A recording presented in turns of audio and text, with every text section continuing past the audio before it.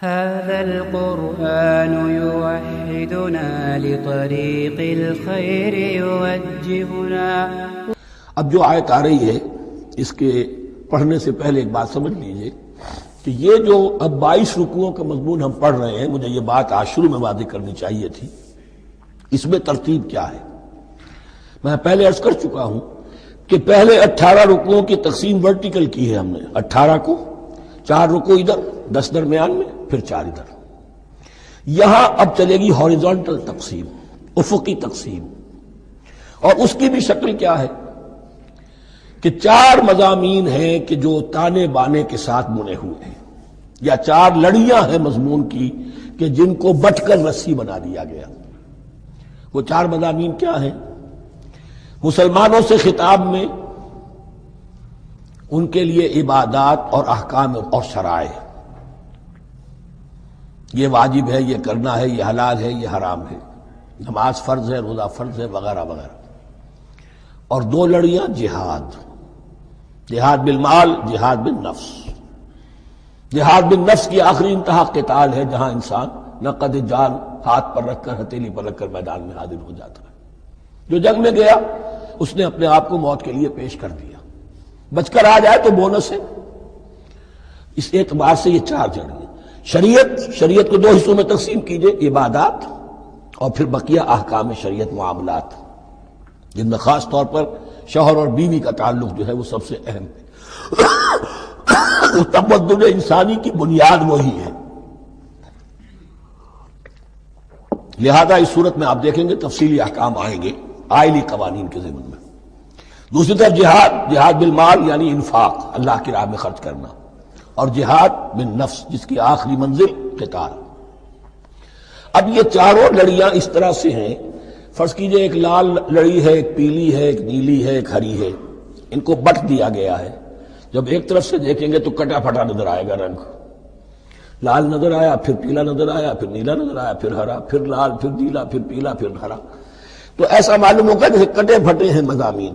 لڑیاں کھول دیجئے، معلوم ہوگا ایک لڑی وہ بھی بڑی مسلسل ہے، جہاد بالمال کی، ایک لڑی ہے جہاد بالنفس یعنی قتال کی، ایک لڑی ہے جو عبادات کی، ایک لڑی ہے معاملات کی اور شریعت کے احکام کی۔ یہ 4 لڑیاں، اور یہ تانے بانے کی طرح بنی ہوئی ہیں، لیکن اسی بنتی میں بہت بڑے حسین پھول موجود ہیں۔ طویل آیات اور طویل آیات، عظیم ترین آیات قرآن مجید کی، ان میں سے اب ایک آیت یہاں آ رہی ہے۔ اس کو میں نے عنوان دیا ہے آیت الآیات۔ ان فی خلق السماوات والارض واختلاف اللیل والنہار والفلک التی تجری فی البحر بما ينفع الناس وما انزل اللہ من السماء من ماء فاحیا به الارض بعد موتها وبث فیہا من کل دابۃ وتصریف الریاح والسحاب المسخر بین السماء والارض لآیات لقوم یعقلون۔ اتنے فینومینا آف نیچر کسی ایک آیت میں جمع نہیں ہے قرآن میں۔ اللہ تعالیٰ تمام فینومینا آف نیچر کو اپنی آیتیں قرار دیتا ہے۔ آسمان اور زمین کی تخلیق، رات اور دن کا الٹ پھیر مختلف جگہوں پر، اور یہ جو ستارے ہیں اور یہ جو بھی نباتات ہیں زمین کی، ان میں سے آیتیں ہی آیتیں۔ لیکن ان آیت الآیات کو جس طرح یہاں ایک آیت میں سمویا ہے، یہ حکمت کا ایک بہت بڑا پھول ہے، بہت بڑا پھول جو ان 4 لڑیوں کی بنتی کے اندر آ گیا ہے۔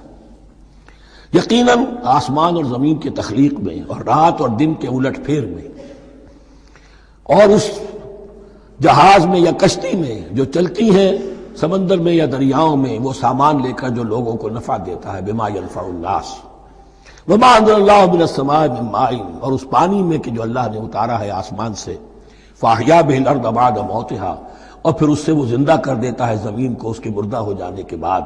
بے آب و گیا زمین پڑی تھی، بارش ہوئی ہے، اسی میں سے روئندگی آ گئی ہے۔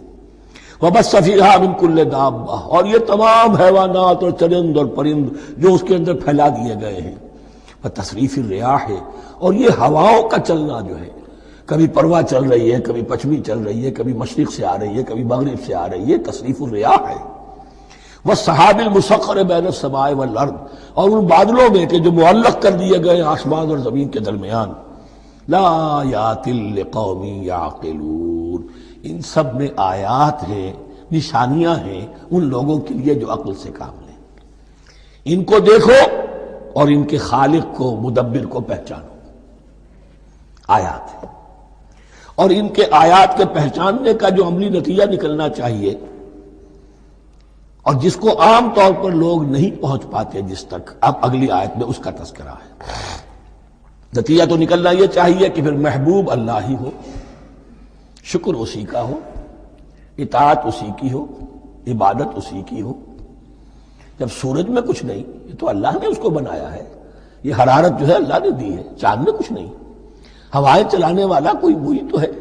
تو اب کسی شے کے لیے کوئی شکر نہیں، کسی شے کے لیے کوئی عبادت نہیں، کوئی ڈنڈوت نہیں، کوئی سجدہ نہیں، بلکہ صرف اللہ کے لیے، اور وہی مطلوب و مقصود بن جائے، وہی محبوب ہو۔ لا محبوب الا اللہ، لا مقصود الا اللہ، لا مطلوب الا اللہ۔ جن لوگوں کی یہاں تک رسائی نہیں ہو جاتی، وہ لوگ کسی اور شے کو اپنا محبوب و مطلوب بنا کر اس کی پرستی شروع کر دیتے ہیں۔ خدا تک نہیں پہنچے، اپنے نفسی کو معبود بنا لیا، جو یہ کہے کر رہے، معبود تو ہو گیا۔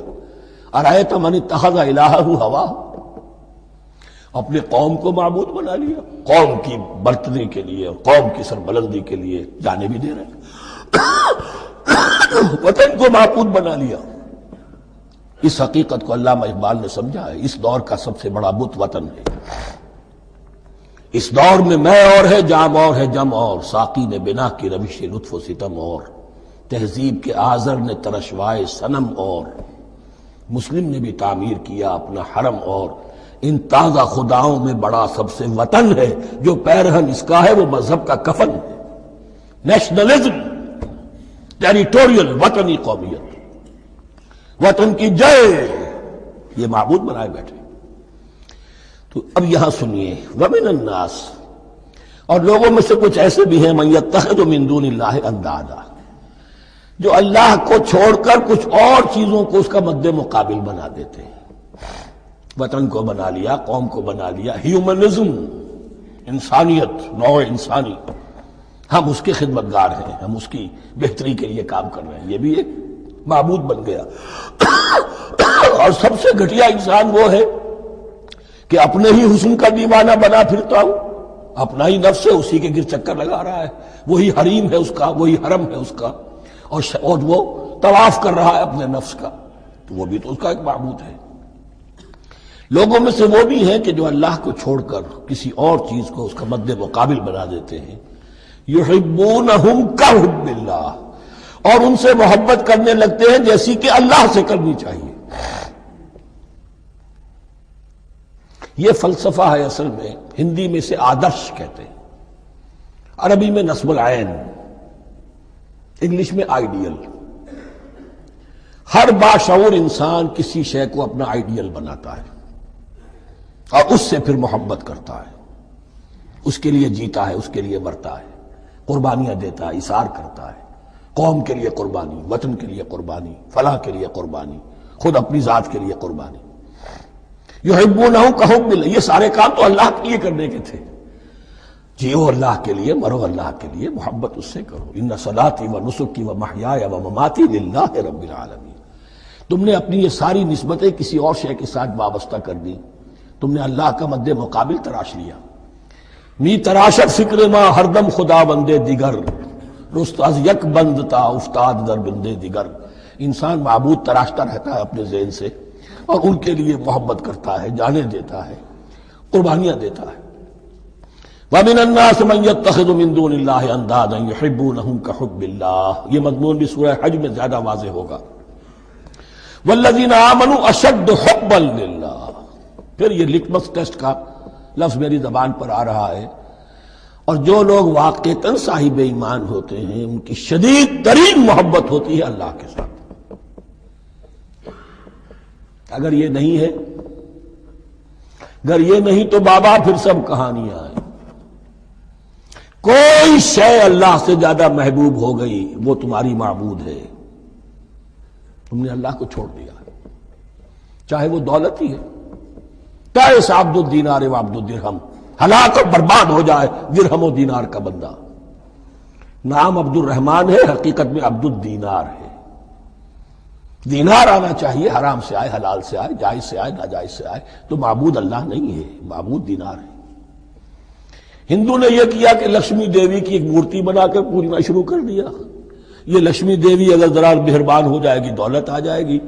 ہم نے کہا ہٹاؤ اس درمیان کے لنک کو، سیدھے ہی دولت کو کیوں نہ پوجو، پیٹرو ڈالر کو پوجو، ڈالر کو پوجو، ترک وطن کرو، ماں باپ کو چھوڑو یہاں سے سکتا ہوا کہ مر رہے ہیں اور کوئی ان کا بیٹا ان کی بیٹی ان کے پاس نہیں، کس لیے؟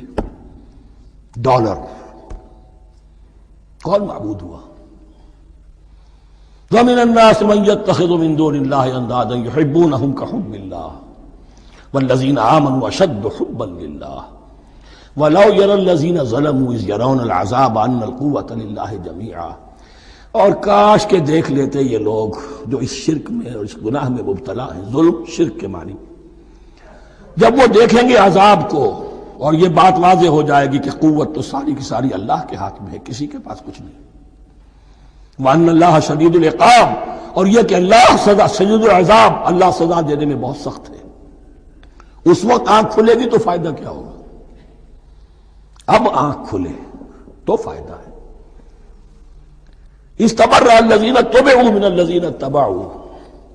اب انسانی معاشرے کے اندر یہ ہوتا ہے، کچھ لوگ ہوتے ہیں لیڈر لوگ جو اپنے پیچھے لوگوں کو لگا لیتے ہیں، چاہے ڈیماگوگز ہوں، چاہے مذہبی جو ہے وہ مسندوں کے والی ہوں، اپنے پیچھے لگاتے ہیں، اور ان کے پیچھے لگنے والے جو ہیں وہ یہ سمجھتے ہوئے ان کی عزت بھی ہے، ان کا احترام بھی ہے، ان کے نیچے دبے بھی ہوئے، ان کا پیچھے پیچھے چلتے ہیں۔ قیامت کے دن وہ تبرہ کریں گے کہ تم نے ہمیں مروایا، ہم تمہاری پیروی کرتے رہے، ہم نے سمجھا تم جو کہہ رہے ہو وہ ٹھیک ہے، ہم نے تمہیں اپنا لیڈر مانا۔ اب وہ اعلان برات کریں گے، اللہ ہمارا ان سے کوئی تعلق نہیں۔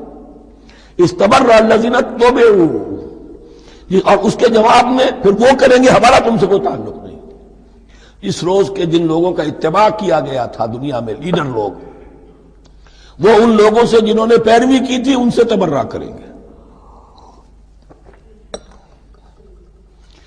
وَرَأَوُا الْعَذَابَ وَتَقَطَّعَتْ بِهِمُ الْأَسْبَابُ، اور وہ دیکھ لیں گے عذاب کو، نگاہوں کے سامنے جہنم آ جائے گی اور تمام رشتے منقطع ہو جائیں گے۔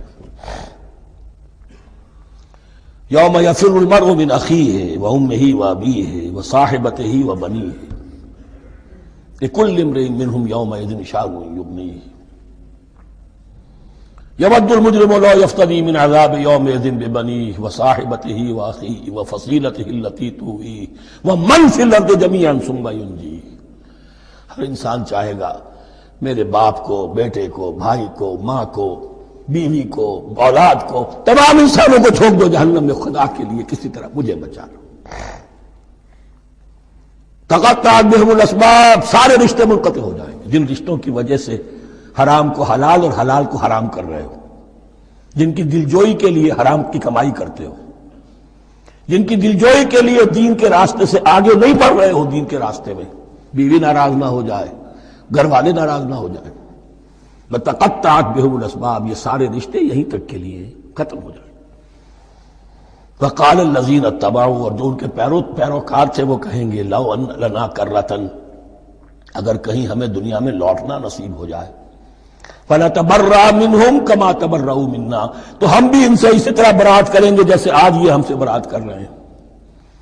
کذالک یریہم اللہ اعمالہم حسرات علیہم، اس طرح اللہ ان کو دکھائے گا ان کے اعمال حسرتیں بن جائیں گی۔